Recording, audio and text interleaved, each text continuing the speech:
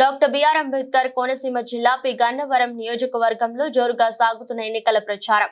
అంబాజీపేటలో ఉమ్మడి కూటమి జనసేన అసెంబ్లీ అభ్యర్థి గిడ్డి సత్యనారాయణ, పార్లమెంట్ అభ్యర్థి Ganti Harish Madhur, star campaigner choreographer Jani master కలిసి ప్రచారంలో మరింత స్పీడ్ పెంచారు. సుమారు 2000 మందితో బైక్ ర్యాలీగా అంబాజీపేటలో ఇంటింటికి ప్రచారం చేపట్టారు.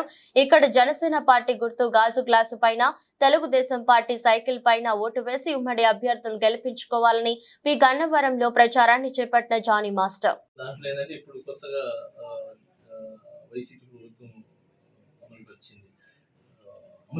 వస్తుంది. సో ల్యాండ్ టైటిల్ అని చెప్పి ఒకటి స్టార్ట్ చేశారు. అంటే మనం ఒక్కొక్క రూపాయి కూడగట్టుకొని ప్రతి ఒక్కటి కళ సొంత ఇల్లు ఉండటం అనేది, సొంత ల్యాండ్ తీసుకోవటం అనేది, సొంత ఇల్లు తీసుకోవటం అనేది, ఎకరాలు తీసుకోవటం అనేది, అంటే ఒక భూమి తీసుకోవాలన్నా కళ అన్నమాట.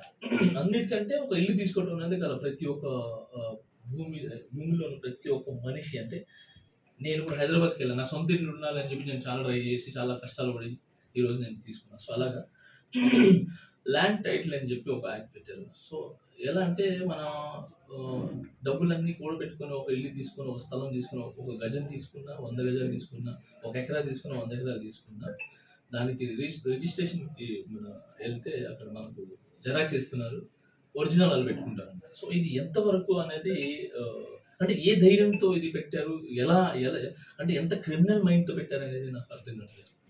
ఏదంటే అక్కడి నుంచి వచ్చినాయి అని అంటే నువ్వు అడగచ్చు కదా, ఇది ఎలా పెడతారు, ఎలా చేస్తారని చెప్పి. సరే వచ్చింది, వస్తే దాని మీద గవర్నమెంట్ అనేది ఉండదు. మీ ఫేస్, జగన్మోహన్ రెడ్డి గారి ఫేస్ పెట్టుకుని దాని వెనకాల మళ్ళీ నవరత్నాలు అని చెప్పి అదొకటి. ఎందుకు ఇదంతా?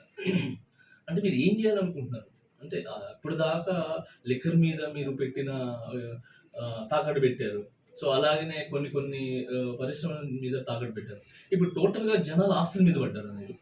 సో ఆస్తులు తీసుకొని తాకట్టు పెట్టి, అంటే ఇల్లు మాది, లాభం మీది. అంటే ఇప్పుడు ఈ మా ఆస్తులన్నీ తీసుకుపోయి మీ తాకట్టు పెట్టి, సో ఆ తాకట్టు నుంచి వచ్చిన డబ్బులన్నీ మళ్ళీ పథకాలను పెడతారా, లేదనంటే నెత్తిని పెట్టుకుని పోతారా నాకు తెలియట్లేదు. బట్ ఈ యాక్ట్ అనేది చాలా, అంటే కరెక్ట్ కాదు ఇది. సో నా సొంత ఇళ్ళకి నేను కూలోల్లాగా ఉన్నటువంటి, నేను పని మనిషిలాగా ఉన్నటువంటి, ఇది రాంగ్. ఖచ్చితంగా జనసేన ప్రభుత్వం వస్తే ఫస్ట్ రాగానే దీన్ని రద్దు చేస్తారు. ఖచ్చితంగా కళ్యాణ్ గారు మొన్న కూడా సభలో చెప్పారు. సో మేము కూడా ఒక జన సైనికుల్లాగా, ఒక జన సైనికి సంబంధించిన నేను ఒక వ్యక్తిలాగా కూడా చెప్తున్నాను, నాయకుడు కూడా చెప్తున్నాను. మా ప్రభుత్వం వస్తే, జనసేన ప్రభుత్వం వస్తే, కూటమి వస్తే ఖచ్చితంగా దాన్ని రద్దు చేస్తాం సార్. కూటమి వస్తే, జనసేన వస్తే, కళ్యాణ్ గారు వస్తే, చంద్రబాబు నాయుడు గారు వస్తే ఖచ్చితంగా మన రోడ్లు బాగుంటాయి. అన్నిటికంటే బెస్ట్ ఏంటంటే లా అండ్ ఆర్డర్ చాలా బాగుంది. ఈరోజు పి గన్నవరం నియోజకవర్గానికి నేను రావడం జరిగింది. ఇప్పుడు ఒక్కొక్క ప్లేస్లో వెళ్ళాము. ప్లేస్లో వచ్చి ఫస్ట్ అంబాజీపేట మంచి రెస్పాన్స్ ఉందండి. చాలా వాళ్ళ ఫేస్లోనే వాళ్ళ చిరునవ్వులు, వాళ్ళ వెల్కమ్ అనేది చాలా బాగుంది. అవన్నీ చూసిన తర్వాత ఇంకా మాకు ఇంకా ఉత్సాహం వచ్చింది. ఎండ ఎంత ఉన్నా కూడా, సో ఎండ అనే ఫీల్ లేకుండా వాళ్ళు ఇచ్చే ఒక ఎంకరేజ్ కానీ, వాళ్ళు ఇచ్చే ఒక భరోసా కానీ, మేము ఉన్నాం మీకు, ఈసారి ఖచ్చితంగా మిమ్మల్ని గెలిపిస్తామనే ఒక భరోసా ఇస్తున్నారు. ఆ చిరునవ్వులోనే కనబడుతుంది, ఆ చేతులు ఊపటంలోనే కనబడుతుంది. సో ఈ నిజంగా కళ్యాణ్ గారు ఈ కూటమిని అనేది క్రియేట్ చేయటం, కూటమిని అంటే అందరినీ ఒక దగ్గర చేర్చి కూటమిలాగా జనసేన, టీడీపీ, బీజేపీ ఒక కూటమిలాగా ముందుకు రావడం అనేది ఖచ్చితంగా మన ఆంధ్రప్రదేశ్ బాగు గురించి అండి. అది మనకు తెలుస్తుంది. సో ఈరోజు నేను ప్రతి నియోజకవర్గం తిరుగుతున్నాను. సో అలాగే పి గన్నవరం కూడా రావడం జరిగింది. ఇక్కడ మన గిడ్డి సత్యనారాయణ గురించి నేను వచ్చానండి. ఆయన గురించి నేను విన్నాను. చాలా మంచి వ్యక్తి, కరప్షన్ లేదు, ఏమీ లేదు. తను 10 రూపాయలు ఉంటే ఇచ్చే క్యారెక్టర్ కానీ, అంటే 10 రూపాయలు ఉంటే ఇచ్చేసి ఆయన నడుచుకుపోయే ఒక మనస్తత్వం ఉన్న సత్యనారాయణ గారు. సో ఇలాంటి వ్యక్తులు అనేది ఖచ్చితంగా మనకు రావాలి, మనం గెలిపించుకోవాలి. సో గెలిపించుకుంటే మన నియోజకవర్గం బాగుంటుంది, మన ఇల్లు బాగుంటుంది, మన కుటుంబం బాగుంటుంది, మన ఊరు బాగుంటుంది. సో ఇక్కడ ఊర్లో ఉన్న సమస్యలు ఏదైతే ఉన్నాయో మనకు ఎలా ఉండాలంటే సార్, నాయకుడు అంటే ఎలా ఉండాలంటే మనం పిలిస్తే పలికేలాగా ఉండాలి. సో మనకు ఆపద అంటే మన గుమ్మం మీద నిలబడిపో ఉండాలి. అంటే మన నాయకుడు అనే వ్యక్తి ఎలా ఉండాలంటే మన గుమ్మమై ఉండాలన్నమాట. అంటే ఎప్పుడు మన గుమ్మం దగ్గర ఎలా ఉంటుంది, సమస్యలు అనేది తెలుస్తుంటుంది. సో ఆ సమస్యలను తెలుసుకొని ఎప్పుడు గుమ్మం దగ్గర ఉండి వాళ్ళ సమస్యలను తీర్చి వాళ్ళ ఆపదలను ఏదైతే ఉన్నాయో అవన్నీ క్లియర్ చేసి అవన్నీ ఆదుకొని వాళ్ళ సమస్యలని వీళ్ళు నాయకుడు భాగమై ముందుకెళ్ళి సో ఆ సమస్యను క్లియర్ చేసి వాళ్ళ ఇళ్ళల్లో ఉన్నాయి ఏమంటారు, వాళ్ళ హౌసెస్లో ఒక వెలుగును చూడటం అనేది నాయకత్వం ఉంది. సో ఆ నాయకత్వం నేను చూసిన దాంట్లో చాలామంది ఉన్నారు.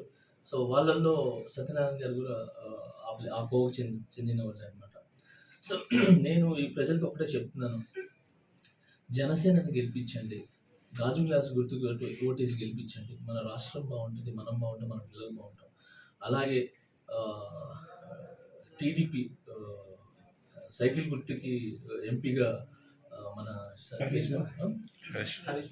హరీష్ మాధవ్ గారు, సో శ్రీ హరీష్ మాధవ్ గారికి ఓటేసి ఎంపీగా గెలిపించండి. సో మన రాష్ట్రం ఏదైతే ఉందో, ఇప్పుడున్న ప్రాబ్లమ్స్ ఏదైతే ఉన్నాయో, ఈ 5 సంవత్సరాల్లో ఎంత దూరం ప్రయాణించాం అనేది మనం చూస్తే తెలుస్తుంది. అంటే మనం దూరం వెళ్ళామా, వెనక్కి వెళ్ళామా. సో నాకు తెలిసి 5 సంవత్సరాల్లో 20 సంవత్సరాలు వెనక్కి వెళ్ళిపోయినా. ఎందుకంటే నేను ఎక్కడికి పోయినా, ఏ ఊరికి వెళ్ళినా కూడా ప్రేమ అభిమానాల కంటే ఎక్కువ ఎవరిని తిట్టాలి, ఎవరిని ద్వేషించాలి, ఎవరి మీద కేసులు పెట్టాలి, ఇదే చూశాను తప్ప ప్రేమ అనేది మేబీ 2015లోనే అది ఇదైపోయింది నేను చూసిన దాంట్లో. ఇప్పుడు ఎవరికి వెళ్ళి నేను చెప్పినా కూడా ఇప్పుడు నేను పుట్టి పెరిగింది నెల్లూరు. సో నెల్లూరులో ఎందుకు పెట్టమండలం కొత్తూరు పల్లెటూరు గ్రామం. నేను అక్కడ బాగా తిరిగిన. సో మొన్న వెళ్ళినప్పుడు ఇలాంటి పల్లెటూర్స్ అన్నింటిలో చెక్ చేసి ఏంటో ఎలా ఉన్నారు మీరు ఏంటి అని అడిగితే ప్రేమతో మాట్లాడే కానీ ప్రేమకు సంబంధించిందే లేదు సార్. ఎంతసేపటికి పొద్దున్న లేసామా, మందు కొట్టామా, ఫోన్ తీసుకున్నామా, ఇన్స్టా తీసుకున్నామా, ఎవరిని తిట్టామా, ఎవరిని ట్యాగ్ చేసామా, ఎవరి మీద కంప్లైంట్ తీసుకుపోయి అక్కడ ఉన్న నాయకులకి ఇచ్చి సో కేసులు పెట్టించాము. సో ఇవే చూశాను కానీ మనస్ఫూర్తిగా ప్రేమ అభిమానాలు, ఇంట్లోకి వెళ్తారు, కలవటాలు, ఇవన్నీ వెళ్ళిపోయినాయి సార్. ఒక మాటలో చెప్పాలంటే 9వ క్లాస్ పిల్లోడు కూడా ఒక టిన్ బీర్ కొట్టి స్కూల్కి వెళ్తున్నారు. సో ఆ పరిస్థితి నేను చూశాను. సో అలాంటి పరిస్థితికి వచ్చేసింది. ఒకప్పుడు మా మందు అంటేనే చాలా దూరం సార్, అసలు పిల్లలకి అసలు తెలియని కూడా తెలియదు. అలాంటిది 9వ క్లాస్ పిల్లడు టిన్ బీర్ కొట్టి స్కూల్కి వెళ్తాడంటే ఎంత దీనమైన పరిస్థితిలో ఉన్నామో మనకు తెలుస్తుంది. ముందుంటాను, నేను వస్తాను, మీకు నేను హామీ ఇస్తున్నాను. అలాంటి పరిస్థితి వస్తే నేనే ఫస్ట్ అడిగే వ్యక్తిని అవుతాను, విమర్శించే వ్యక్తి నేనే అవుతానని చెప్పి కళ్యాణ్ గారు నాకు చెప్పడం జరిగింది. సో అలాగే నేను ఇప్పటివరకు నేను ముస్లిం లాగా ఎప్పుడు మాట్లాడలేదు. నేను చెప్తాను కదా, ఐఎమ్ ఇండియన్. సో నేను ప్రతి ఇంట్లో ఒక కుర్రోడిని, నేను ప్రతి ఇంటి కొడుకుని, అబ్బాయిని, వాళ్ళ కుటుంబంలో ఒక సభ్యుడిని. కానీ ఇది పరిస్థితి వచ్చింది కాబట్టి చెప్తాను, యాజ్ అ ముస్లింగా ప్రతి ఒక్కరికి ఇలాంటి పరిస్థితులు వస్తే నేనున్నాను, మీరు నన్ను మీరు ముందు పెట్టచ్చు. సో 4% ప్లేస్లో ఇంకా 6% కలుపుకొని 10% తీసుకుందాం, కానీ 4% వదిలే సమస్య లేదు. అది జరగని పని. సో దయచేసి మీరందరూ నమ్మండి, జనసేనని గెలిపించండి, కూటమి గెలిపించండి. అలాంటి పరిస్థితులు రాకుండా నేను ముందుంటాను. ఒకవేళ అలాంటి ఏదైనా జరిగితే ఇన్షాల్లా నేనే షహీద్ అవుతాను, నేనే మీ ముందుంటాను. నేనే చెప్తున్నా కదా, నా తలయిస్తాను. అలాంటి ఏదైనా జరిగితే తీసుకోవచ్చు. నేను ముస్లింస్ నిలబడడానికి, షహీద్ అవ్వడానికి నేను రెడీగా ఉన్నాను. సో అలాంటి ఏం భేదాలు పెట్టుకోవద్దు. మీరు దయచేసి జనసేనని గెలిపించండి, గాజు గ్లాస్ గుర్తుకి ఓటేసి గెలిపించండి. మేమున్నాము, మేము వస్తాం అనొచ్చు. మీరు ఏది చాలా మందికి ముస్లిమ్స్ కొంతమంది సినిమా అతను కదా, హరామ్ తింటాడు కదా, సో అతనికి ఏం తెలుసు అని చెప్పి, సినిమా వాడు కదా, హరామ్ తింటే తనకి ఏం తెలుసు సార్. నేను చేసే పని సినిమా చేస్తాను. నేను ఏ రోజు ఖురాన్ కొన్ని ఉంటాయి సార్, బార్డర్ ఉంటుంది, ఆ బార్డర్ ఎప్పుడు దాంట్లో. సో దయచేసి నన్ను నమ్మండి, నన్ను నమ్మి జనసేనకి అండ్ గాజు గ్లాస్ గుర్తుకి ఓటేయండి, టీడీపీని గెలిపించండి, కూటమి గెలిపించండి. గ్రీజ్లో ఉండి ఫైట్ చేసి మనకు కావాల్సిందని తెలుసుకుందాం. ఆట బయట ఉండి, గ్రీజ్ బయట ఉంటే మనం ఓన్లీ వేడుకు చూడాల్సి వస్తుంది. గ్రీజ్ లోపల ఉంటేనే మనం మన హక్కులు మనం తీసుకొని రాగలం. సో నేను చెప్పింది మీకు అర్థమైంది అనుకుంటున్నాను. ఒకవేళ మీకు తప్పుగా అనిపిస్తే నన్ను క్షమించండి. బట్ రాబోయే రోజులు అనేది ఖచ్చితంగా మంచిగా ఉంటున్నాయి. మీరందరూ మమ్మల్ని సహకరిస్తారని, జనసేనని గెలిపిస్తారని ఆశిస్తున్నాను. జై జనసేన, జై హింద్, జై.